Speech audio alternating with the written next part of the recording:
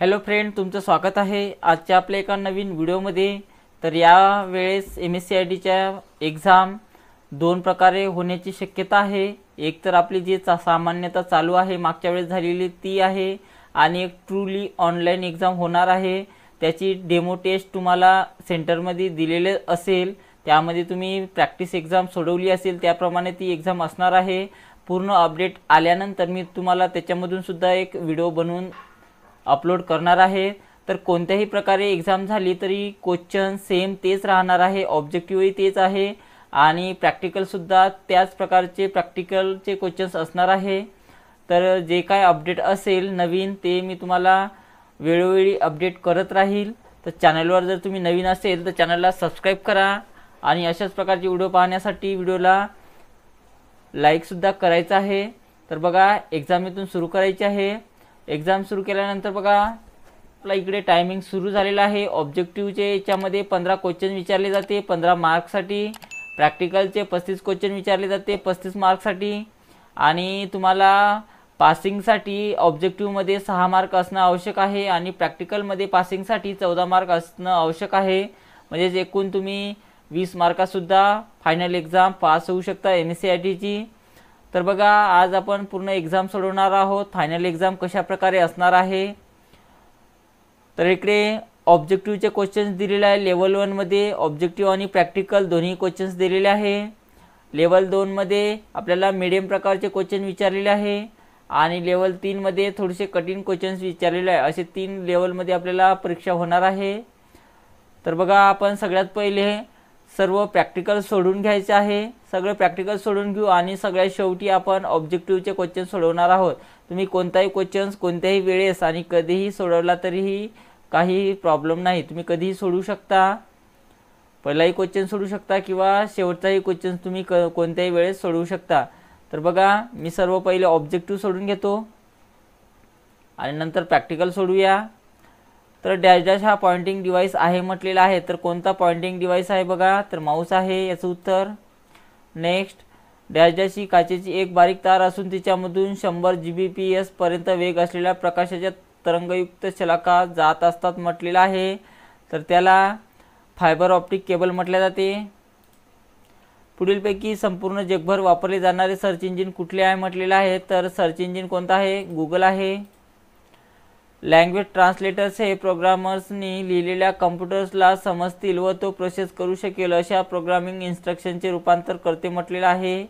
तर बरोबर आहे। कागदावरती आउटपुट निर्माण करण्यासाठी कॉम्प्युटर्सना प्रिंटर जोडता येतात म्हटलेले आहे। तर बरोबर आहे। पॅरलल पोर्टमध्ये डेटा हा एका बाईट नंतर दुसरा असा पाठवला जातो म्हटलेला आहे। तर बरोबर आहे। तर आपलं लेवल 1 मधलं ऑब्जेक्टिव्ह पूर्ण झालेले आहे। त्यानंतर आपण लेवल 2 मधले सुद्धा ऑब्जेक्टिव्ह पहिले सोडून घेऊया। तुम्ही कधीही कोणताही क्वेश्चन सोडवू शकता, जे तुम्हाला पहिले येईल ते क्वेश्चन तुम्हाला सोडवायचे आहे। त्यानंतर बघा, एखाद्या फ्लॅटबेड स्कॅनरची कार्यरीती ही बहुतांशी एखाद्या फोटोकॉपिंग मशीन सारखी असते म्हटलेलं आहे। तर बरोबर आहे।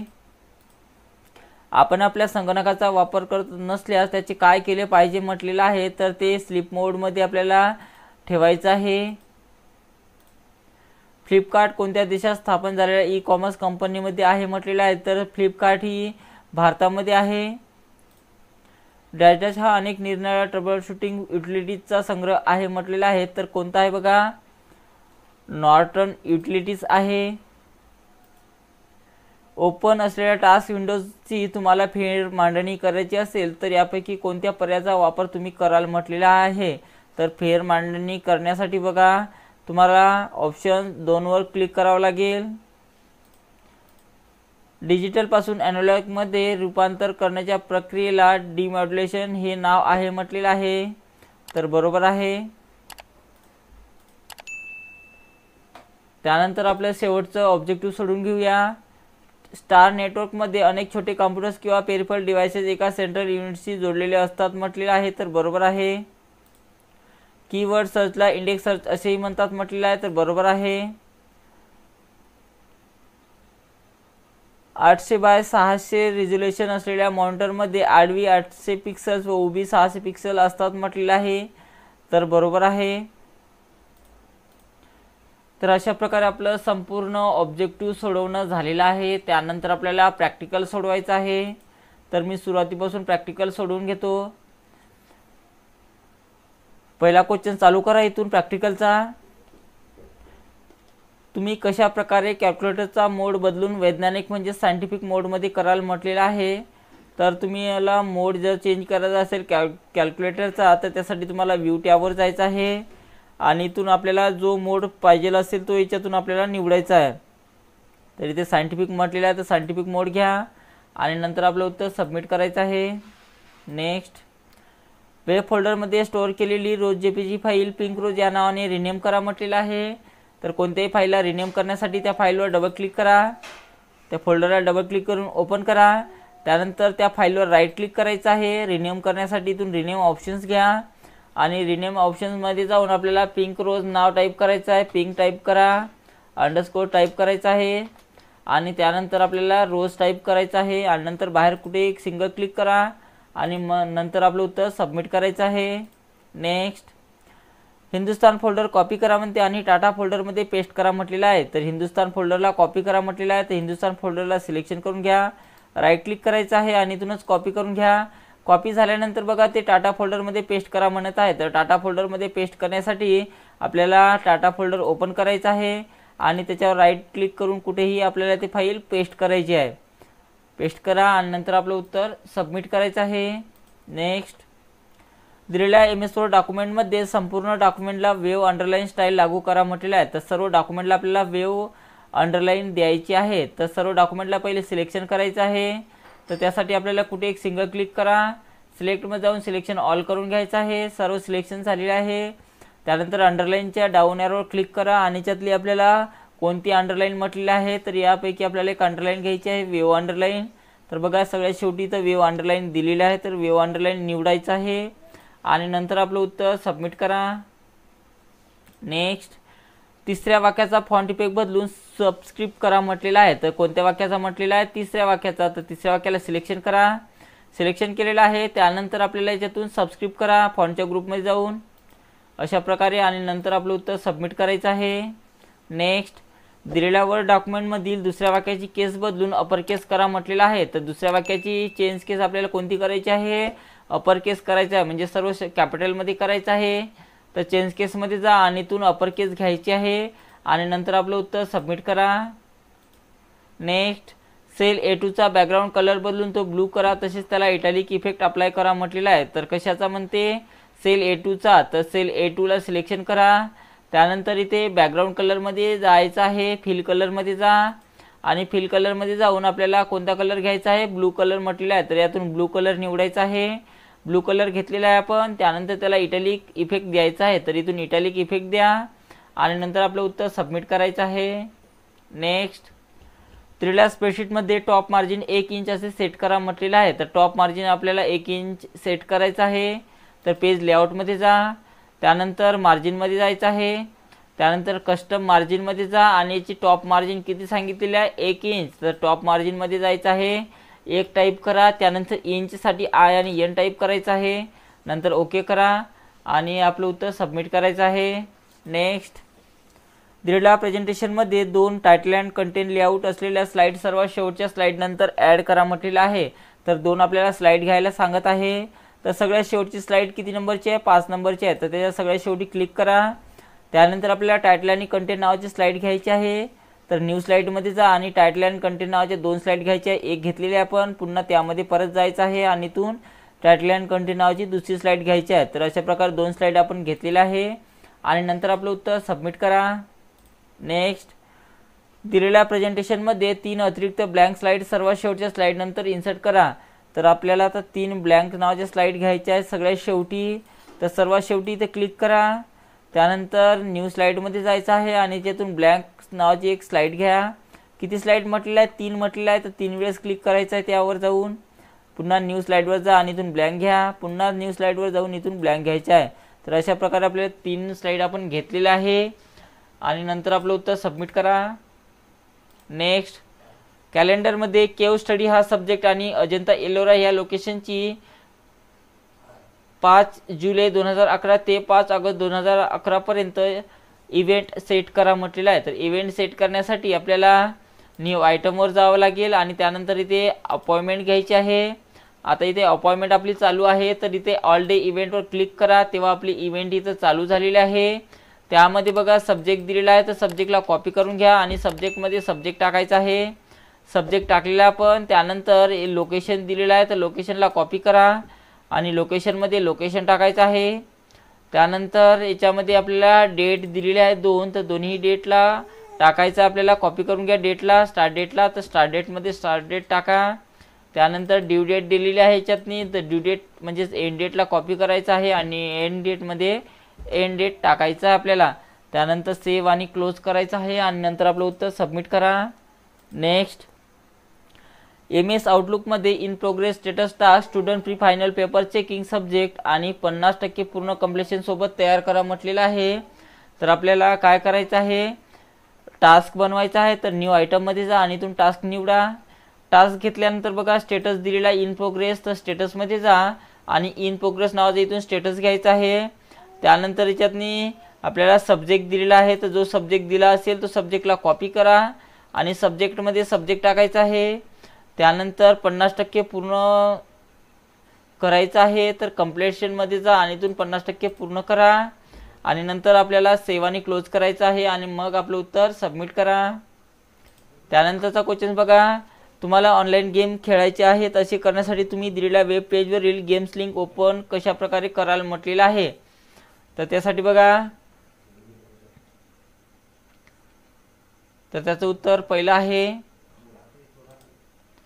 दिलेल्या ब्राउझरमध्ये अशी आधी पाहिलेली पेजवर जाण्यासाठी बॅक बटनाचा वापर करा म्हटलेला आहे। तर आधी असलेल्या पेजवर जाण्यासाठी बघा,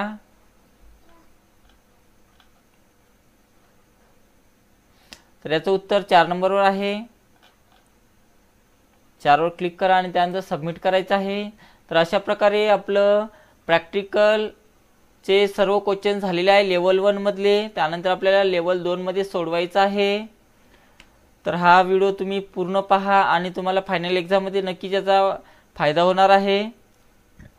त्यानंतर आपल्याला प्रॅक्टिकल सोडवायचं आहे लेवल 2 मधलं, तर इथून सुरू करा।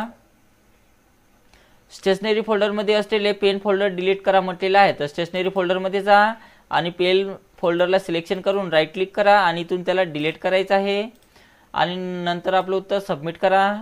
नेक्स्ट, सपोर्टमधल्या स्कूल फोल्डरमध्ये असलेले अटेंडन्स फाईल डिलीट करा म्हटलेलं आहे, तर कशातून म्हटलेलं आहे, सपोर्टमध्ये जा, स्कूलमध्ये जायचं आहे आणि याच्यामध्ये जे असलेलं अटेंडन्स फाईल दिलेली आहे तिला डिलीट करायचं आहे। तर डिलीट करण्यासाठी त्याच्यावर राईट क्लिक करा आणि इथून तिला डिलीट करायचं आहे आणि त्यानंतर आपलं उत्तर सबमिट करायचं आहे। नेक्स्ट, सपोर्टमधल्या होम फोल्डर उघडा आणि business meeting zip file delete करा म्हटलेलं आहे, तर कशातून म्हटलेलं आहे, सपोर्टमध्ये जाऊन, तर सपोर्टमध्ये जा, होममध्ये जायचं आहे आणि त्यानंतर बिझनेस मीटिंग फाईलला सिलेक्शन करा, राईट क्लिक करा आणि इथून त्याला डिलीट करायचं आहे आणि नंतर आपलं उत्तर सबमिट करा।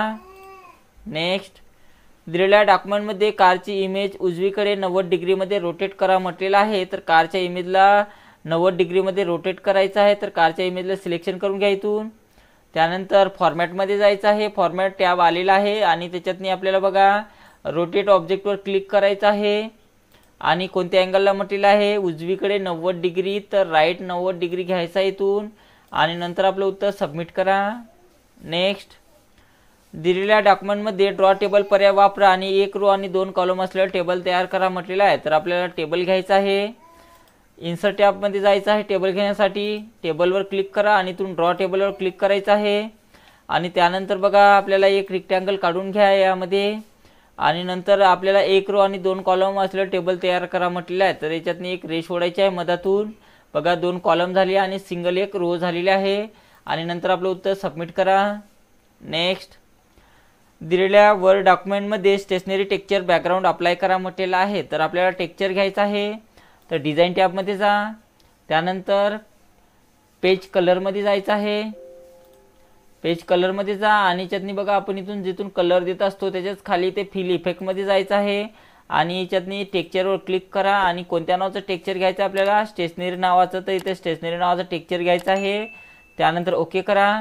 अशा प्रकारे त्यानंतर आपल्याला काय म्हटलेलं आहे, डॉक्युमेंटमध्ये हेडर आणि फुटर इन्सर्ट करायचं आहे. तर हेडर आणि फुटर इन्सर्ट करण्यासाठी इन्सर्ट टॅबमध्ये जायचं आहे, हेडरमध्ये जा आणि त्यानंतर आपल्याला एडिट हेडरवर क्लिक करायचं आहे, कारण आपल्याला त्यामध्ये नाव टाकायचं आहे. कोणतं नाव टाकायचं आहे, इंट्रोडक्शन.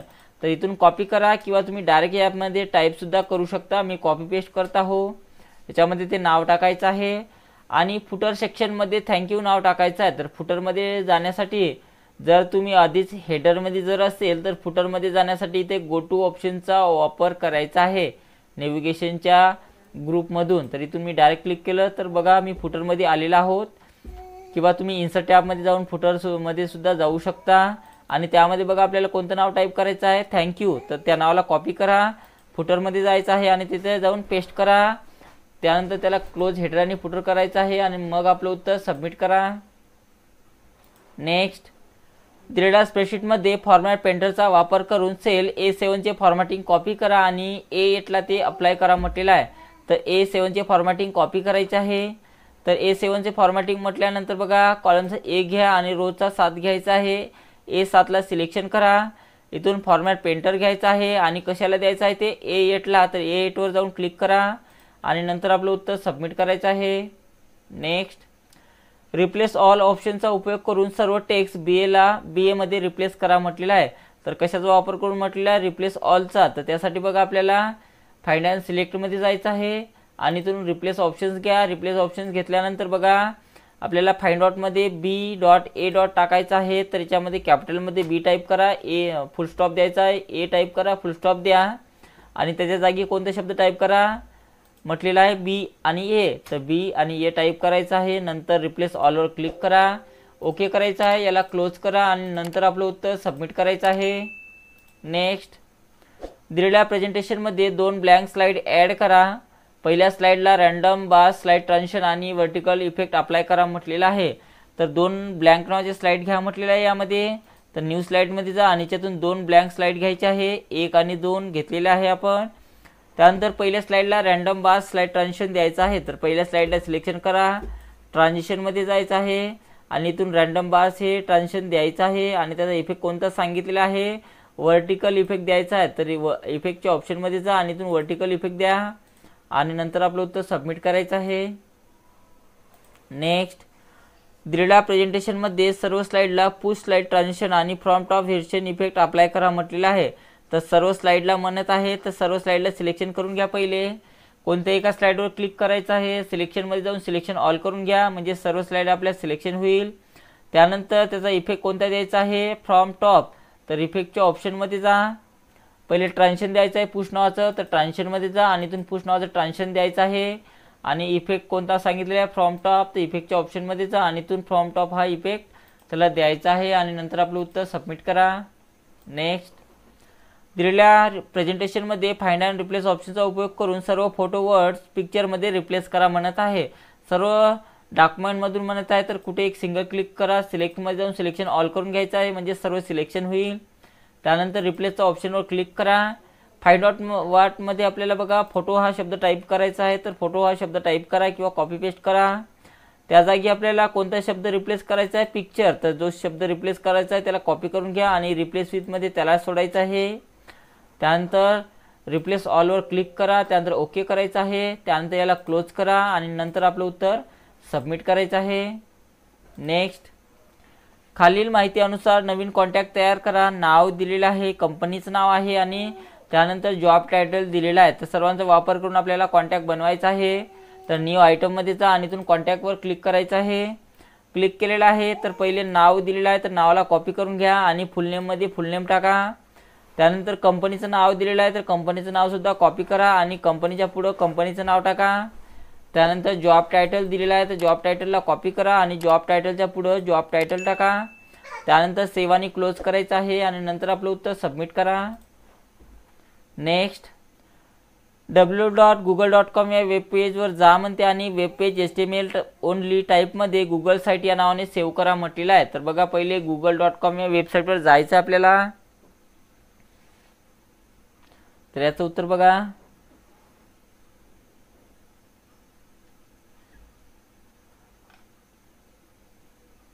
तर याचं उत्तर 3 नंबरला आहे. तर 3 नंबरवर क्लिक करायचं आहे आणि नंतर उत्तर आपलं सबमिट करा. नेक्स्ट. तर सर्व इंटरनेटचे क्वेश्चन्स अशा प्रकारचा व्हिडिओ मी अपलोड केलेला आहे चॅनलवर, ते सुद्धा तुम्ही पाहून घ्या. www.mkcl.org वेब पेज ओपन करा आणि ते तुमच्या फेवरेट लिस्टमध्ये ॲड करा म्हटलेलं आहे. तर MKCLला आपल्याला फेवरेट लिस्टमध्ये ॲड करायचं आहे. तर त्यासाठी बघा,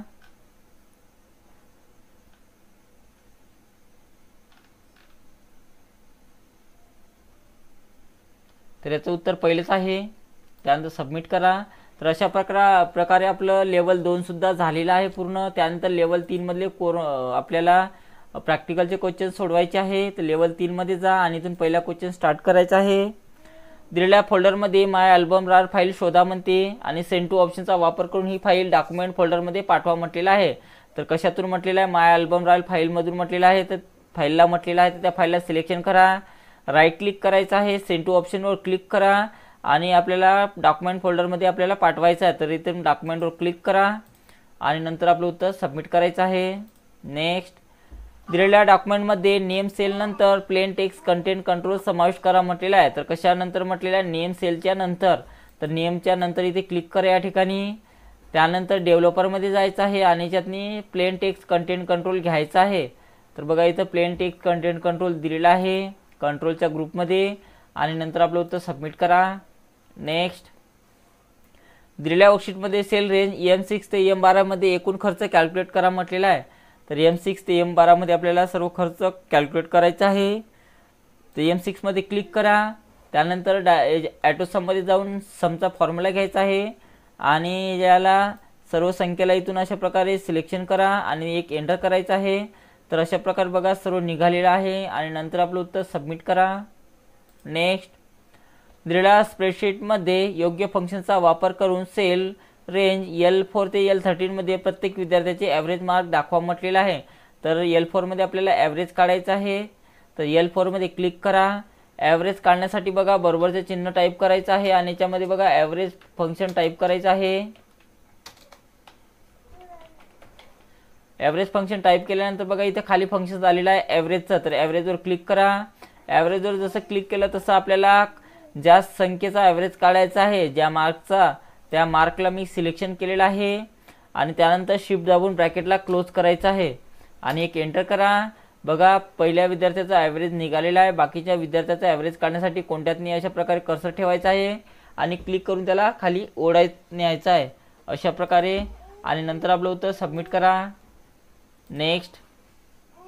दिलेल्या प्रेझेंटेशनमध्ये अजून एक ब्लँक स्लाइड इन्सर्ट करा आणि मग रूलर्स ऑफ करा म्हटलेलं आहे. तर पहिले एक ब्लँक नावाची स्लाइड घ्यायची आहे. तर न्यू स्लाइडमध्ये जा आणि इथून ब्लँक नावाची एक स्लाइड घ्यायची आहे.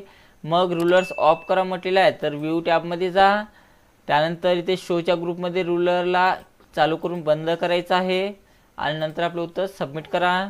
नेक्स्ट. MS आउटलुकमध्ये इंटरनॅशनल एक्झिबिशन असा सब्जेक्ट देऊन एक नवीन इव्हेंट कॅलेंडरमध्ये बनवा म्हटलेलं आहे.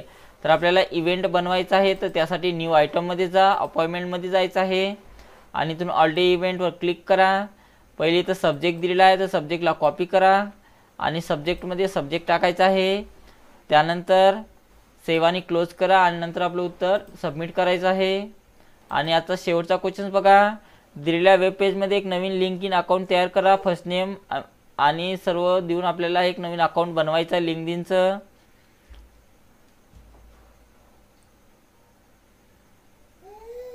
तर बघा याचं उत्तर.